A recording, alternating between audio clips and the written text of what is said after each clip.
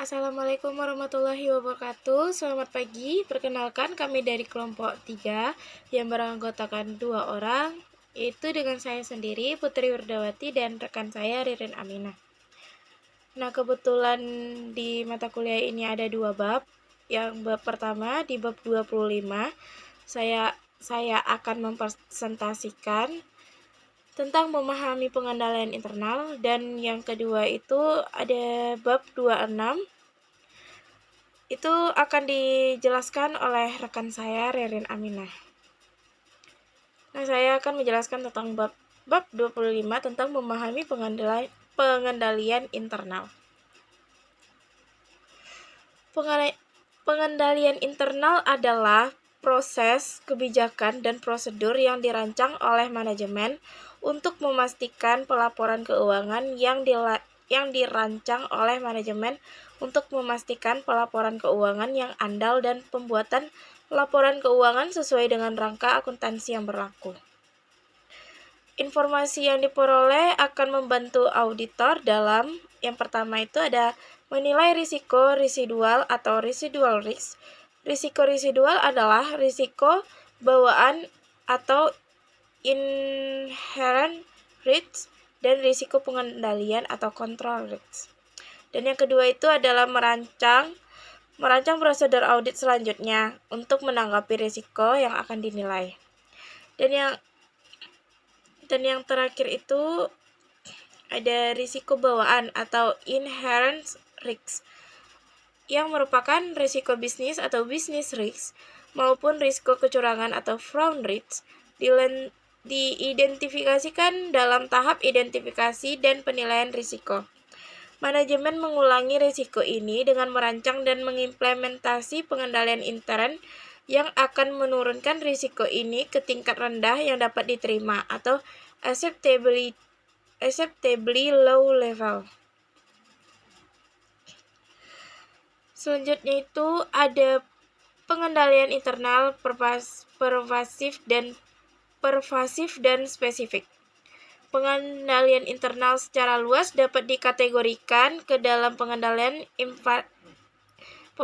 pervasif atau pervasive controls, atau pengendalian di tingkat entitas atau entity level controls, dan pengendalian spesifik atau specific controls, atau pengendalian transaksional atau transactional controls. Selanjutnya itu ada 5 komponen pengendalian internal, yaitu yang pertama financial reporting objective atau tujuan pelaporan keuangan. Yang kedua itu ada control environment atau lingkungan pengendalian. Yang ketiga itu ada risk assessment atau penilaian risiko. Yang empat ada informasi sistem atau sistem informasi. Dan yang kelima itu ada control activities dan monitoring atau kegiatan pengendalian dan pemantauan. Selanjutnya itu adalah pengendalian internal entitas kecil. Pengendalian internal pada entitas semacam itu berasal dari lingkungan pengendalian atau control environment. Komitmen menjaga atas nilai-nilai etika, kompetensi, sikap atau cara pikir mengenai pengendalian, dan sikap dan tindakan sehari-hari. Selanjutnya itu ada tidak adanya pengendalian internal. Jika tidak ada banyak kegiatan pengendalian atau control activities yang biasa diidentifikasikan, auditor mempertimbangkan apakah yang pertama, memungkinkan menangani asersi-asersi relevan dengan melaksanakan prosedur audit selanjutnya yang terutama merupakan prosedur substantif atau ketidakadaan kegiatan pengendalian atau komponen mengendalikan lainnya. Atau komponen pengendalian lainnya, atau sangat jarang terjadi, tidak mungkin auditor memperoleh bukti audit yang cukup dan tepat. Dan yang selanjutnya itu manajemen override atau penundaan pengadilan oleh manajemen dalam entitas kecil dapat dimitigasi atau ditekan dengan menetapkan beberapa kebijakan dan prosedur inti dan mendokumentasikannya. Selanjutnya itu ada tindakan semua pengendalian relevan bagi audit itu. Audit hanya perlu memperhatikan pemahaman dan relevan atas pengendalian yang bermitigasi risiko salah saji material dalam pelaporan keuangan. Karena kecurangan atau kesalahan ini berarti pengendalian terlalu tepat. Ini berarti pengendalian tertentu dapat dikeluarkan dari lingkungan audit, seperti pengendalian yang tidak berurusan dengan pelaporan keuangan, sebagai contoh pengendalian operasional. Sekian dari bab 25, selanjutnya itu bab 26 yang akan dipresentasikan atau dijelaskan oleh teman saya Rerin. Assalamualaikum warahmatullahi wabarakatuh. Nama saya Rerin Aminah. Saya akan menjelaskan tentang mengevaluasi pengendalian internal. Selayang pandang, auditor wajib mengevaluasi rancangan dan implementasi pengendalian. Apakah ia akhirnya akan melaksanakan atau tidak melaksanakan uji pengendalian atau test of control untuk mengumpulkan bukti. Selanjutnya, pembahasan langkah-langkah. Langkah pertama, resiko apa yang harus dimitigasi? Langkah pertama adalah mengidentifikasi dan kemudian menilai faktor risiko yang signifikan, faktor risiko yang ada. Kalau tidak, evaluasi atas pengendalian internal dilakukan tanpa memahami risiko apa yang harus dimitigasi atau ditanggulangi dengan pengendalian. Langkah yang kedua, apakah pengendalian memitigasi resiko? Dalam mengevaluasi apakah suatu pengendalian sudah dirancang dengan tepat oleh manajemen. Auditor menilai apakah pengendalian yang diidentifikasi secara sendiri-sendiri atau dikombinasikan dengan pengendalian lainnya benar-benar akan menangkal atau memitigasi faktor resiko. One risk to many control. Pendekatan satu resiko. Banyak pengendalian ini sering digunakan untuk memetakan semua jenis pengendalian, termasuk pengendalian transaksional. Namun, satu pengendalian transaksional sering dikelas dalam menangani lebih dari satu resiko, karenanya satu pengendalian ditampilkan berulang-ulang dalam pendekatan ini. Selanjutnya, many risk to many control. Pendekatan yang paling umum dalam mengevaluasi pantangan pengendalian ialah dengan menggunakan apa yang dikenal sebagai kontrol desain metrik atau metrik rancangan pengendalian.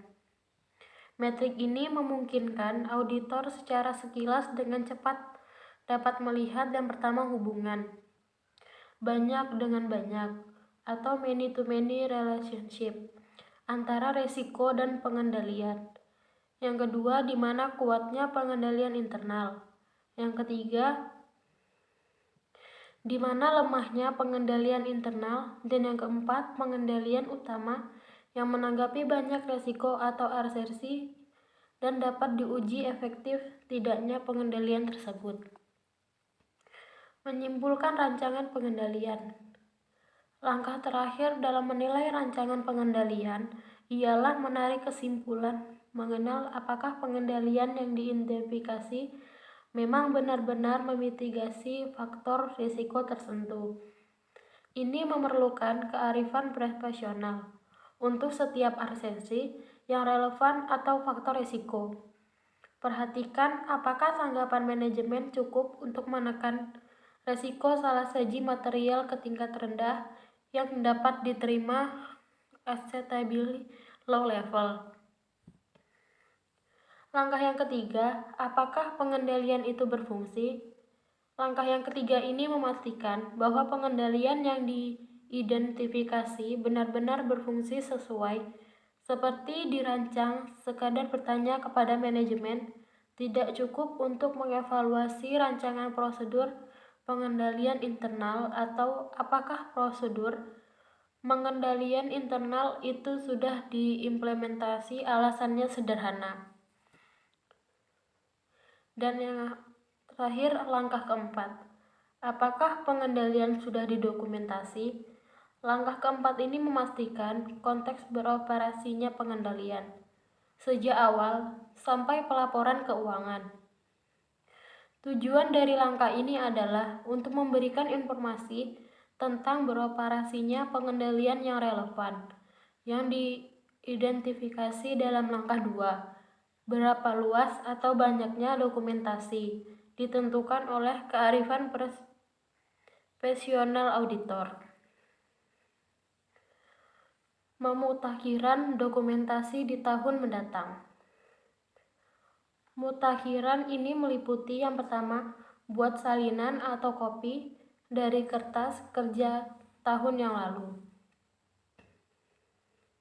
Sebagai tolak ukur pemutakhiran di tahun berjalan jika tidak ada perubahan, evaluasi kontrol implementation.